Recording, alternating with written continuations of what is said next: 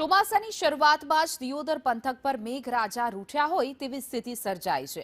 જૂનના પ્રથમ સપ્તાહમાં ઉત્સવભેર વાવણી કરનારો ધરતીપુત્ર હવે આકાશ સામે નજર માંડીને બેઠો છે। મોંઘા ભાવના ખાતર અને બિયારણ લાવીને સીમમાં મોલ તો વાવી દીધો, પણ છેલ્લા 15 દિવસથી વરસાદ ગાયબ થતા હવે આખી મૂડી ધૂળધાણી થવાની અણી પર છે। દિયોદર અને આજુબાજુના ગ્રામીણ વિસ્તારોમાં વરસાદ ખેંચાતા મગફળી, કપાસ અને બાજરીનો પાક સુકાઈ રહ્યો છે।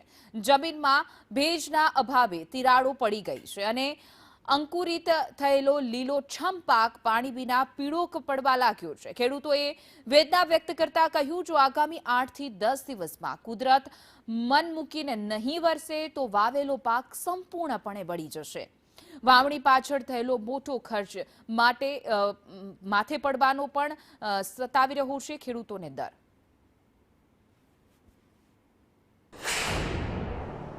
આ વખતે વરસાદની બહુ અછત છે અને આ વખતે વરસાદ થયો નથી। જૂન મહિનામાં આમ તો વરસાદ થવો જોઈએ, પણ હજુ સુધી વરસાદ કોઈ થયો નથી, એટલે આ વખતે ખેડૂતોને બહુ નુકસાન છે। કારણ કે ખેડૂતો જ્યાં સુધી તેમને પાણી કે એવું કોઈ પાણી નહીં મળે ત્યાં સુધી ખેડૂત કઈ રીતે વાવેતર કરી શકે।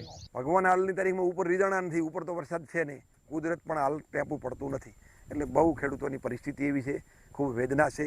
ખેતીના ભાવ તર દિન જે જણસી છે એના ભાવ બિલકુલ મળતા નથી, ઉત્પાદન દર વખતે હવાયનથી ઘટે છે, એટલે પરિસ્થિતિ બહુ ખેડૂતની નવલ્યો હમે તેર તૂટે એવી સ્થિતિ છે। આઝાદીથી આજ સમય સુધી જે તે ખેતીના જે બીજા રેશિયો વધે એ પ્રમાણે ખેડૂત પકવે છે, જણસીના ભાવ વધતા એના પ્રમાણમાં જે પ્રમાણપાત્ર વધવું જોઈએ એ વધતી નથી। વર્ષો વર્ષ છઠ્ઠા મહિનામાં વરસાદ આવી જતો હતો। આ સાલ હજી તો છઠ્ઠો મહિનો ઉતરી ગયો પણ વરસાદ આવતો નથી।